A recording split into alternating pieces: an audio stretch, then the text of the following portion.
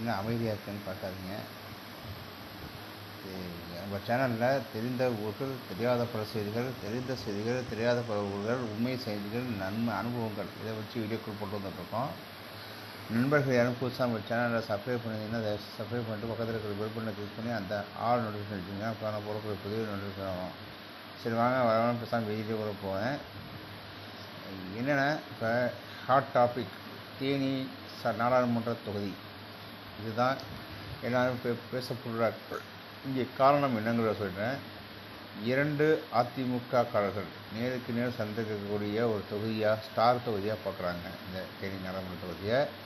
சென்ற முறை இந்த நாடாளுமன்ற தொகுதியில் வெற்றி வேட்பாளர் யாருன்னா அனைத்து இந்திய அண்ணா திராவிட முன்னேற்றக் கழகம் சார்பாக ஓபி ரவீந்திரநாத் குமார் தேனியினுடைய பாராளுமன்ற உறுப்பினராக இருந்தார். இதை எதிர்த்து போட்டி யாருன்னா காங்கிரஸ் சார்பில் இருக்கக்கூடிய EVKS இளங்கோவன் அவர்கள் இருந்தார். இப்போ களத்தினுடைய 2001ஆம் ஆண்டு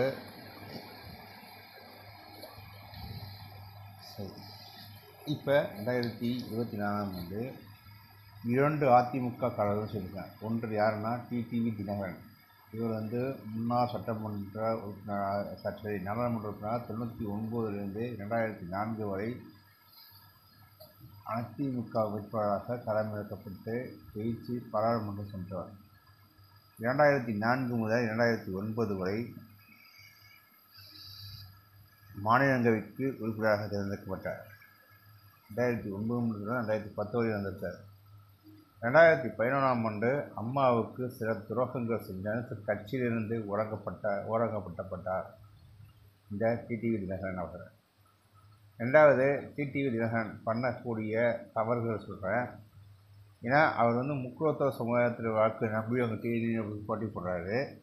2வது மெயின் அஜெண்டா எம்ஜிஆரின் கொடுக்கப்பட்ட அஜெண்டா யார் ஜெயித்தாலும் பரவாயில்ல டிடிவி ஜெயிக்கிறதுக்கு பார்த்துக்கணும்னு சொல்லி மேலேருந்து அர்த்தங்கள் வந்திருக்கதாக சொல்கிறாங்க. சரி விஷயத்துக்கு போவோம். டிடிவி தினகரன் 1996ஆம் ஆண்டு முதல் முறை ஆண்டிப்பட்டி தொகுதியில் அம்மாவுக்காக, அதாவது புரட்சித் தலைவி அம்மாவுக்காக பிரச்சாரம் போகக்கூடிய ஆளாக தான் இந்த டிடிவி தினகரன் இருக்கார். அப்போ உசிலம்பட்டி தொகுதியில் நின்று ஜெயிச்ச யாருன்னு பார்த்தீங்கன்னா தங்க தமிழ்ச்செல்வன். இவரோட அனுபவங்கள் இவரோட நெருக்கங்கள் தினகரன் கிடைக்குது. அதனுடைய தீர்ச்சி எடுத்தாங்கன்னா 99ஆம் ஆண்டு அம்மாவுடைய ஆசை பெற்ற வேட்பாளராக 99ஆம் ஆண்டு தேனி நாடாளுமன்ற தொகுதியில் களமிறக்கப்பட்டார் இந்த டிடிவி தினகரன். டிடிவி தினகரனுக்கு இருக்கக்கூடிய ஆளுமைகள், செல்வாக்கு படங்கள் எல்லாத்தையும் பார்த்து இதனுடைய மக்கள் எல்லாம் பிரமிச்சு போகிறாங்க. அதுக்கு மிக முக்கியமான ஒரு களப்பணியாக்குமை யாருன்னா இப்போ திமுக சார்பாக இருக்கக்கூடிய தங்க தமிழ்ச்செல்வன் அவர்கள். தங்க தமிழ்ச்செல்வனும் டிடிவி தினகரனும் எப்படி ஐக்கியமாக ஒன்றை இணைந்தாங்களோ அதற்கான உறுதி பார்த்தீங்கன்னா ஒரு துப்பாக்கியில் 2 தோட்டாக்கள்வாங்க. அந்த மாரி இது 2 இரட்டை குழ துப்பாக்கியாக வேலை பார்க்கக்கூடிய ஆட்களாக தான் டிடிவி தினகரனையும் தங்க தமிழ்ச்செல்வனையும் தேடி மக்கள் பார்த்துருக்காங்க. அதுக்கு இன்னொரு மிக முக்கியமான ஒரு ப்ளஸ் பாயிண்ட்னு பார்த்தீங்கன்னா புரட்சித் தலைவி அம்மாவாக அடையாளப்படுத்தப்பட்ட 2 நபர்களையும் ஒன்றிணைக்கக்கூடிய இது பார்த்திங்கன்னா இந்த பிரச்சார யுக்தியில் ஒன்றிணைக்கக்கூடிய புரட்சித் தலைவி அம்மாவை தான் சேரும். இதெல்லாம் அங்கே இருக்கக்கூடிய அதிமுககாரங்க பேசியிருக்காங்க. இப்போ அனைத்து இந்திய அண்ணா திராவிட முன்னேற்றக் கழகத்தில் 2011ஆம் ஆண்டு சில காரணங்களுக்காக சசிகலா குடும்பம் ஓரங்கட்டப்படுகிறது. அதற்கு அப்புறமாக இந்த கூட்டத்தையே மொத்தமாக புரட்சித் தலைவி அம்மா அவர்கள் அங்கே விரட்டி அடிக்கிறாங்க. விரட்டி அடிக்க மட்டும் இல்லாமல் அந்த கூட்டத்தில் இருக்கக்கூடிய முக்கியமான ஆட்கள், அதாவது டிடிவி தினகரன், பாஸ்கரன், சிவகுமார்,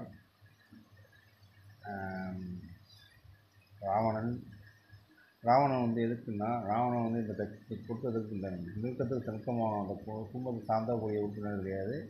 இந்த குடும்பத்துக்கு நெருக்கமான ஒரு சமுதாயத்தை சேர்ந்தவர்கள் தான் ராவணன்.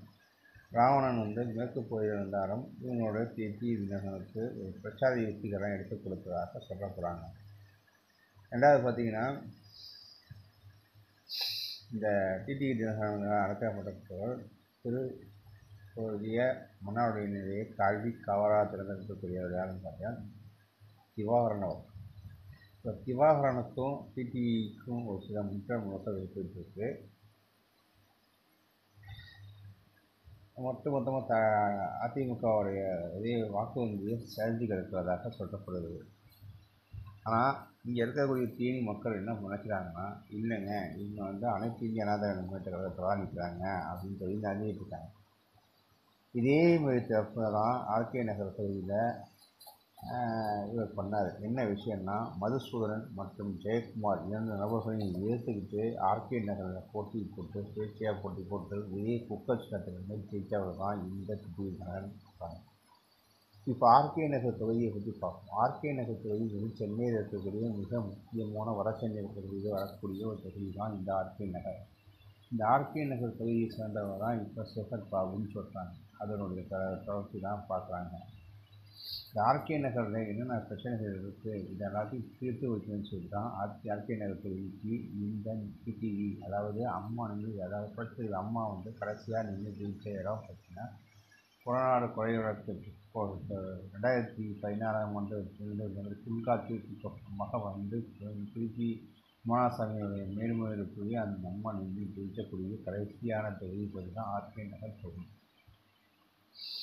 இந்த ஆர்கே நகர் தொகுதியில் குறைந்தபட்ச இடத்துல 1